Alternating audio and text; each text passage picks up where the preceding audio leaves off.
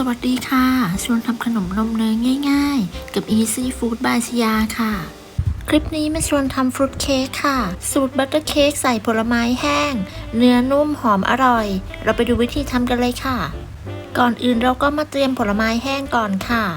แจ็คใส่แครนเบอร์รี่ลูกเกดและมะละกอแช่อิ่มค่ะนำไปแช่ในน้ำอุ่นประมาณ20นาทีเมื่อแช่จนครบเวลาก็นำไปกรองน้ำออกแล้วก็พักไว้ให้เสด็จน้ำค่ะจากนั้นแจ็คใส่กล้วยตากลงไปค่ะตามด้วยผงซินนามอนและน้ำผึ้งค่ะจากนั้นคนส่วนผสมให้เข้ากันผลไม้แห้งเพื่อนๆเลือกที่ชอบได้เลยนะคะคลุกเคล้าส่วนผสมให้เข้ากันจากนั้นแจ็คจะพักไว้ 8-12 ชั่วโมงหรือแช่ข้ามคืนเลยก็ได้ค่ะโดยนำไปแช่ไว้ในตู้เย็นหลังจากแช่ผลไม้จนครบเวลาแล้วเราก็มาลงมือทำเลยค่ะขั้นตอนแรกเราก็จะมาร่อนแป้งไว้ก่อนนำแป้งเค้กและผงฟูมาร่อนรวมกันลงในภาชนะที่แห้งและสะอาดจากนั้นพักแป้งไว้ก่อนค่ะต่อไปเราก็มาตีเนยค่ะใส่น้ำตาลทรายลงไปในเนยจะใช้เนยสดรสจืดค่ะเป็นเนยที่มีความเย็นไม่แข็งมากและไม่นิ่มจนเกินไปค่ะตีเนยและน้ำตาลให้เข้ากันจนกระทั่งเนยมีสีอ่อนลงตีประมาณ1นาทีก็ให้หยุดเครื่องแล้วก็ปาดชามผสมค่ะ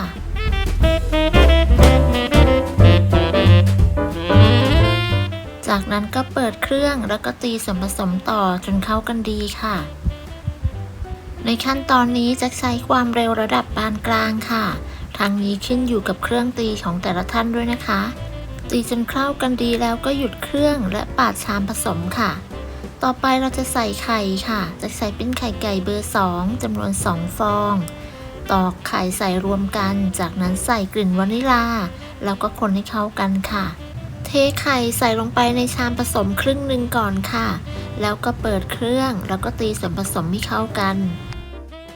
ตีจนเข้ากันดีจากนั้นก็หยุดเครื่องแล้วก็ปาดโถค่ะ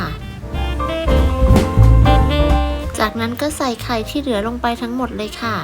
ตามด้วยเกลือจากนั้นก็ตีส่วนผสมให้เข้ากันอีกครั้งหนึ่งค่ะ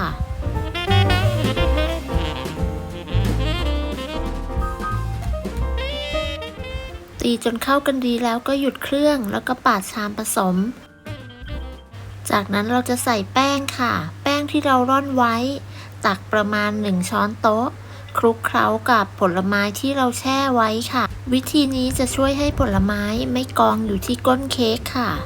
ตักแป้งที่เหลือใส่ลงไปในชามผสมครึ่งหนึ่งก่อนค่ะจากนั้นก็ตีค่ะ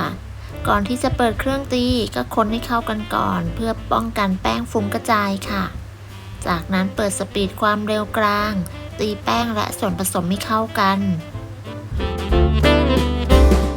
พอส่วนผสมเข้ากันดีแล้วก็หยุดเครื่องแล้วก็ปาดชามผสมค่ะต่อไปเราจะใส่นมสดค่ะเทนมสดลงไปแล้วก็เปิดสปีดความเร็วกลางตีส่วนผสมให้เข้ากันค่ะเมื่อส่วนผสมเข้ากันดีแล้วก็หยุดเครื่องแล้วก็ปาดชามผสมอีกครั้งหนึ่งค่ะจากนั้นใส่แป้งที่เหลือลงไปทั้งหมดค่ะแล้วก็ตีส่วนผสมให้เข้ากัน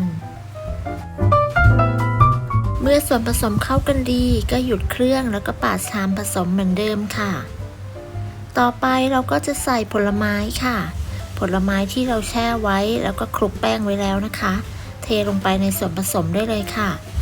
แล้วก็ใช้ไม้พายคนส่วนผสมคลุกเคล้าให้เข้ากันค่ะเสร็จแล้วก็นำไปตักใส่พิมพ์เค้กค่ะพิมพ์ที่ใช้เป็นขนาด20x10สูง7เซนค่ะทาเนยที่ด้านล่างแล้วก็วางกระดาษรองอบลงไป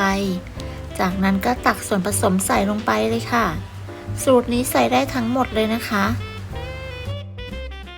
ใส่ส่วนผสมจนหมดแล้วก็เกลี่ยด้านบนให้เรียบเสมอกันค่ะ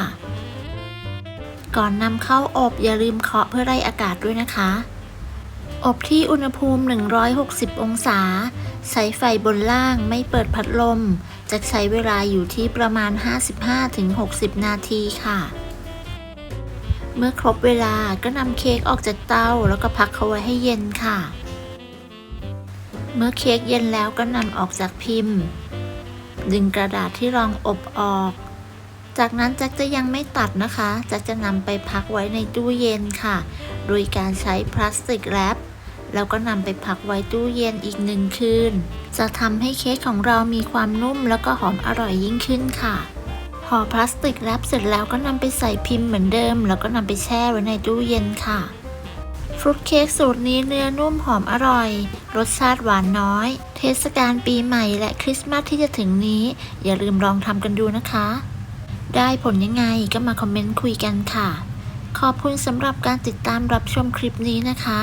สำหรับคลิปนี้จะต้องลาไปก่อนพบกันใหม่ในคลิปหน้าค่ะสวัสดีค่ะ